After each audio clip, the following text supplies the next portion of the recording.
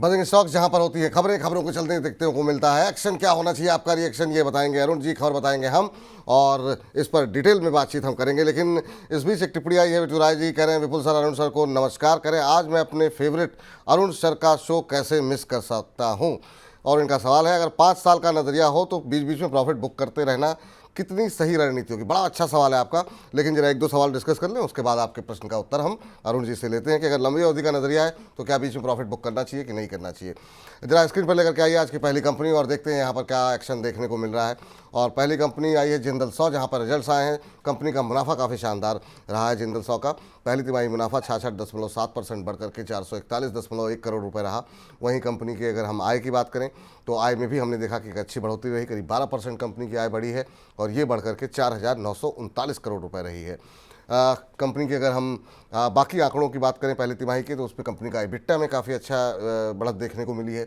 ये 38.2% बढ़ करके 839.6 करोड़ रुपए रही है कंपनी का EBITDA। और वहीं कंपनी की जो ऑर्डर बुक है वो इस तिमाही में जो है पिछले साल के मुकाबले जो है वो 153 करोड़ से बढ़ करके 165 करोड़ रुपए रही। नतीजे उम्मीद से बेहतर रहे हैं और उसी के चलते यहाँ पर एक अच्छा मोमेंटम देखने को मिल रहा था। और यहाँ पर आज जो हमने खबर बनाई तो उसमें हम देख रहे थे 6-6.5% की तेज़ी थी, अभी भी 6.5% ऊपर है जिंदल सौ का शेयर, 641 का लेवल। सर कैसा लग रहा है जिंदल सौ आपको नतीजों के बाद?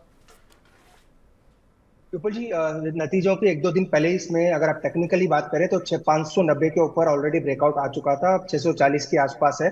इसको डेफिनेटली बाय करके चले, थोड़ा डिप हो सकता है 620 तक आगे आपको देखने को मिले, तो 610 620 के आसपास आता है तो डेफिनेटली बाय करना चाहिए। टेक्निकली बड़ा ब्रेकआउट है और जब भी ब्रेकआउट अच्छे रिजल्ट्स के साथ आता है तो जब डेफिनेटली एक अच्छा सस्टेन ब्रेकआउट होता है तो डिप में बाय करने की सलाह है। अगर किसको भी स्टॉक बाय करना है 610 620 एक अच्छा एंट्री लेवल है, वहां पे आता है तो डेफिनेटली बाय करके चल सकते हैं।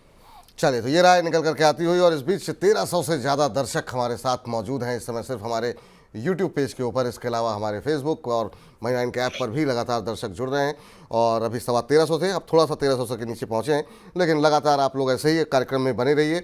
और अब जरा बात कर लेते हैं सुजलॉन। सुजलॉन पे बहुत सारे सवाल आज आए हैं, लेकिन मैंने जानबूझ करके उस समय उस पर चर्चा नहीं की कि इसको हम बजट में डिस्कस करेंगे। और क्या चाल रही है सर सुजलॉन की?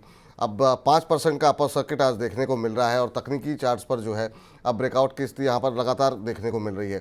टेक्निकल चार्ट्स पर शेयर में ब्रेकआउट है, बहुत सारे ब्रोकरेज हाउस की कवरेज बढ़ती हुई, कंपनी का जो शेयर का जो RSI है वो 82.7 पर पहुँच चुका है और भी तेज़ी के संकेत यहाँ पर मिल रहे हैं। शेयर अपने 50, 100, 150, 200 डे के मूविंग एवरेज से अब ऊपर ट्रेड करता हुआ दिखाई दे रहा है। सुजलॉन में लगातार पिछले 1 महीने में 29, 6 महीने में 55, 1 साल में 260% का रिटर्न। अभी कुछ दिन पहले एक दर्शक का फ़ोन आया था हमारे किसी कार्यक्रम में, तो उसमें कहा गया कि उन्होंने वो 3 रुपये से होल्ड करके रखा हुआ उन्होंने। तो ऐसे भी लोग हैं यहाँ पर कि मतलब 3 रुपये का शेयर जो है वो 60 रुपये, 68 रुपये, 70 रुपये के आसपास पहुँच रहा है। सर सुजलॉन में क्या किया जाए सर? बहुत लोगों को अभी ये लग रहा है कि मतलब मिस हो गई, क्या अभी भी सवारी कर लें? उनके लिए क्या सलाह रहेगी जो लोग इनके पास हैं 30, 32, 35, 40, 50 रुपये पे, उनके लिए क्या सलाह रहेगी? और ये तेज़ी कहाँ तक जाती हुई आपको दिखाई दे रही है सुजलॉन की? विपुल जी, अगेन बहुत बड़ा हमारे लिए भी मिस रहा है। मैंने स्टॉक कभी रिकमेंड नहीं किया। एक दो थोड़े स्टॉक्स की हमने लिस्ट बनाई, उसमें मैं यूजुअली मैं रिकमेंडेशन देता नहीं हूँ, पर जिनके पास से उनको कभी एग्जिट भी नहीं करा है वो भी एक पॉजिटिव जरूर रहा है। पर ओवरऑल स्टॉक के रिजल्ट सेकंड क्वार्टर लगातार दूसरी क्वार्टर में रिजल्ट्स काफी अच्छे आए, काफी बड़े डेट में रिडक्शन, प्रॉफिटेबिलिटी दोनों ही अच्छी देखने को मिली है।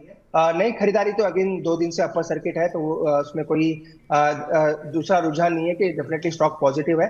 पर 62 के आसपास इसका स्टॉप लॉस ऊपर आ चुका है। पहले मैंने इसका स्टॉप लॉस 59 के आसपास दिया था, अब थोड़ा स्टॉप लॉस बढ़ के 62 के आसपास आ चुका है। तो जिनके पास भी है उनको होल्ड करें।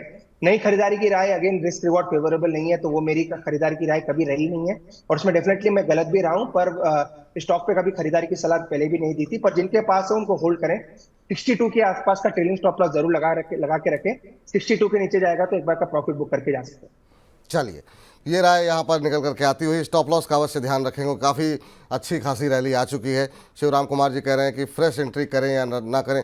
सर इतनी रैली आने के बाद क्या फ्रेश एंट्री? बहुत सारे शेयर अभी होंगे, अभी देखिएगा एनर्जी ऊर्जा क्षेत्र में ही चुन चुन के में हम बातचीत करेंगे तो उसमें आप देख लीजिएगा। लेकिन यहाँ पर अब इतनी रैली आने के बाद भी अगर आप जो है एंट्री लेना चाह रहे हैं तो थोड़ा सा रिस्की होगा, बाकी आपकी मर्जी। चलिए आगे ले चलते हैं और अगली कंपनी को स्क्रीन पर लेकर के आते हैं, वो है PCBL। PCBL के मैनेजमेंट ने एक इंटरव्यू दिया और उस इंटरव्यू के बाद आज शेयर में हो गई काफ़ी ज़बरदस्त तेज़ी। और मैनेजमेंट ने कहा कि अगले 5 साल में मुनाफा हम 5 गुना जो है हमारा करने का लक्ष्य है। तो ये दावा जो किया गया उसके बाद से आज काफ़ी अच्छा मोमेंटम देखने को मिला। और इसमें आपको बता दें जो समूह के चेयरमैन हैं पीसीबीएल के आरपी संजीव गोयनका ने एक न्यूज़ चैनल को इंटरव्यू में ये बात कही और उन्होंने ये भी कहा है कि 5 साल में मुनाफा हम 2400 से 2500 करोड़ रुपए करने का उन्होंने लक्ष्य रखा हुआ है और कंपनी के मार्जिन्स को माफ़ कीजिएगा 200% बढ़ाएगा, 200 बेसिस पॉइंट बढ़ाया जाएगा और ये 16% से बढ़ा करके 18% होने की उन्होंने उम्मीद जताई है। और इसी के चलते शेयर के अंदर आज हम देख रहे हैं 10-11% की तेज़ी देखने को मिल रही है पीसीबीएल के शेयर में। सर, मैनेजमेंट की तरफ से एक लक्ष्य निर्धारित किया गया और जब मैनेजमेंट का शीर्ष मैनेजमेंट जब बातचीत करता है किसी इंटरव्यू में तो निश्चित रूप से तमाम जो ब्रोकरेज हाउसेज हैं या फिर इन्वेस्टर्स हैं उसको बड़े ध्यान से सुनते हैं और ख़ासतौर से अगर आपकी क्रेडिबिलिटी हो तो अब उनके इस दावे के बाद जो है यहाँ पर काफ़ी अच्छी तेज़ी देखने को मिली है 10-11% की, अभी भी 10% ऊपर है। पीसीबीएल को लेकर के आपका व्यू पॉइंट क्या है सर इस समय पे? Again Vipul ji, overall Phillips carbon black, overall इस सेक्टर में ग्रेफाइट्स, एचईजी हो गया, ग्रेफाइट हो गया, सभी स्टॉक्स में थोड़ा रुझान नेगेटिव हुआ था। पर अगेन अगर सभी स्टॉक्स या सेक्टर की बात करें, ये पहला स्टॉक है जिसका रुझान पॉजिटिव होता हुआ नजर आ रहा है। अगेन मैनेजमेंट की कमेंट्री अगर पॉजिटिव आती है तो क्लियर कट प्राइस में भी उसका रिएक्शन जरूर देखने को मिलता है। तो डेफिनेटली अच्छा स्टॉक है, एक अच्छे ग्रुप से बिलोंग भी करता है, तो कोई दिक्कत नहीं है। स्टॉक को डेफिनेटली पोर्टफोलियो में रखना चाहिए। जिस हिसाब से ब्रेकआउट है, माइनर करेक्शन आता है 2-3% का, 320 के नीचे भी मिलता है तो एड ऑन करके चल सकते हैं। इमीडिएट शॉर्ट टर्म टारगेट 350 तक मुझे लग रहा है इजीली स्टॉक जाना चाहिए। 350-355 तक तो मुझे लग रहा है इमीडिएट तौर पर स्टॉक में लेवल्स देखने को मिल सकते हैं। एंट्री थोड़ा नीचे करें, आज 10-12% ऊपर है, 320 के नीचे मिलता है तो अच्छी एंट्री स्टॉक में बन सकती है। जी, तो ये रहा है फिलहाल पीसीबीएल पे निकल करके आती हुई। और चलिए लेकर के आते हैं अगली कंपनी और बात कर लेते हैं जरा ऑयल मार्केटिंग कंपनीज की। इस पर हमने कार्यक्रम के दौरान बातचीत की थी लेकिन जो है अब थोड़ा सा और डिटेल में बातचीत कर लेते हैं। तेल मार्केटिंग कंपनियों को यूबीएस ने जो है वो अपग्रेड किया है। उसमें हम बीपीसीएल है, एचपीसीएल है, आईओसी है, इन तीनों पे जो है अपग्रेडेशन आया है और तीनों को एक एक करके जरा हम स्क्रीन पर लेके आते हैं। बीपीसीएल पे कहा गया है कि बाय रेटिंग के साथ अब उसके लक्ष्य को करके दिया गया है 400 रुपये यूबीएस की तरफ से और करीब 20% से ज़्यादा का अपसाइड जो है यहाँ पर बढ़ा दिया गया है। आईओसी पर बाय रेटिंग के साथ यूबीएस ने लक्ष्य बढ़ा करके 210 रुपये कर दिया गया है। और वहीं एचपीसीएल की बात करें तो यहाँ पर भी जो है लक्ष्य बढ़ाया गया है और यहाँ पर लक्ष्य बढ़ा करके 445 रुपये कर दिया गया है। इसके अलावा आपको बता दें कि चाइना के अंदर जिस तरीके से डिमांड घट रही है उसको लेकर के कंसर्न देखते हुए क्रूड की कीमतों में जो गिरावट आई उसका भी फायदा इस सेक्टर को मिल रहा है। आज जो है आईओसी 2.5%, एचपीसीएल 4%, बीपीसीएल 5% से ज़्यादा की तेज़ी के साथ कामकाज करते हुए दिखाई दे रहे हैं। बीपीसीएल अभी भी 4% से ऊपर ही कामकाज कर रहा है, 4.25% के आसपास। सर, ऑयल मार्केटिंग कंपनीज को लेकर के खासतौर से इन 3 शेयरों पे आपकी राय जानना चाहेंगे। एचपीसीएल के हालांकि कल नतीजे भी थे, इनमें क्या रणनीति होनी चाहिए और आपका पसंदीदा ओएमसीज कौन सा होगा इसमें अगर दांव लगाना हो तो? विपुल जी, वैसे तो मेरा फेवरेट बीपीसीएल और आईओसी है। अगर इसको ओवरऑल रेटिंग में देखते हैं तो first BPCL, second IOC, third HPCL निकल के आता है। और ओवरऑल पूरे ग्रुप की ऑयल एंड गैस की बात करें तो गेल और ओएनजीसी सबसे ज्यादा मुझे पसंद है और उसके बाद रिलायंस है। पर अगर ओएमसीज की बात करते हैं तो आईओसी, बीपीसीएल पहला मेरा पिक रहेगा, सेकंड आईओसी रहेगा। ये स्टॉक यहाँ से भी मुझे लग रहा है काफी अच्छा कर सकते हैं। डिविडेंड पेइंग स्टॉक्स है। आईओसी में तो हमेशा से चारों क्वार्टर आपको बड़ा डिविडेंड आता है, तो अगर इन चारों में पिक करना है तो बीपीसीएल और आईओसी ये दो को पिक करके चल सकते हैं। चलिए, बीपीसीएल और आईओसी इसको पिक करके चल सकते हैं।